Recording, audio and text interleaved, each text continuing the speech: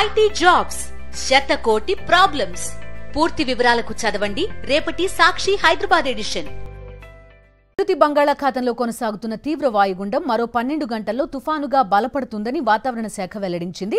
దీని ప్రభావం తమిళనాడు, దక్షిణ కోస్తా ఆంధ్రపై ఉంటుందని వాతావరణ శాఖ అంచనా వేస్తోంది. ఇప్పటికే దక్షిణ కోస్తా జిల్లాలతో పాటు రాయలసీమలో మోస్తరు వర్షాలు కురుస్తున్నాయి. తీరం వెంబడి గాలుల వేగం కూడా అధికంగానే ఉన్న నేపథ్యంలో మత్స్యకారులు వేటకు వెళ్లరాదని వాతావరణ శాఖ హెచ్చరించింది. మరింత సమాచారం మా ప్రతినిధి అనిల్ అందిస్తారు. నైరుతి బంగాళాఖాతంలో తీవ్ర వాయుగుండం కొనసాగుతోంది. ఇది చెన్నై దిశగా దూసుకొస్తున్నట్టు వాతావరణ శాఖ అధికారులు అంచనా వేస్తున్నారు.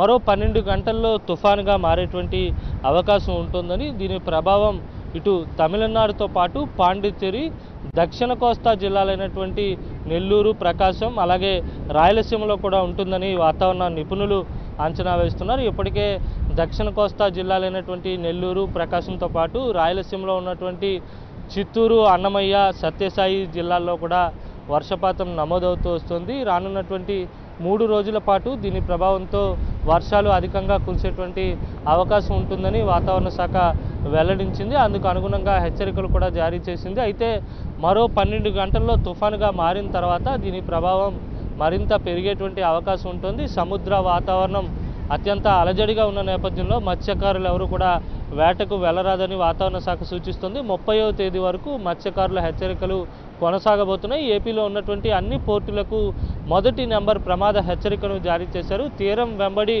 గాలుల వేగం 45 నుంచి 55 కిలోమీటర్లతో ఉంటుందని, కొన్ని సందర్భాల్లో 55 నుంచి 65 కిలోమీటర్ల వేగంతో కూడా గాలులు ఉండేటువంటి అవకాశం ఉంటుందని వాతావరణ శాఖ అధికారులు స్పష్టం చేశారు. ఖచ్చితంగా తీర ప్రాంత ప్రజలు అత్యంత అప్రమత్తంగా ఉండాలని సూచిస్తున్నారు. మరోవైపు ఉత్తర కోస్తా జిల్లాలో కూడా 30వ తేదీ నుంచి వర్షాలు పుంజుకునేటువంటి అవకాశం ఉంటుందని వాతావరణ శాఖ వెల్లడించింది. శ్రీకాకుళం, విజయనగరం, ఉమ్మడి విశాఖపట్నం జిల్లాలో కూడా 30వ తేదీ నుంచి తేలికపాటి నుంచి మోస్తరు వర్షాలు, 1-2 చోట్ల భారీ వర్షాలు కూడా ఉండేటువంటి అవకాశం అయితే స్పష్టంగా కనపడుతుంది. మరోవైపు తీవ్ర వాయుగుండం బలపడి తుఫానుగా మారిన తర్వాత భారీ వర్షాలు రాయలసీమలో 1-2 చోట్ల, దక్షిణ కోస్తా జిల్లాలో కూడా భారీ వర్షాలు ఉండేటువంటి సూచనలు అయితే స్పష్టంగా కనిపిస్తున్నాయి. వీడియో జర్నలిస్ట్ శంకర్తో కలిసి అనిల్, సాక్షి టీవీ, విశాఖ సాగర తీరం నుంచి.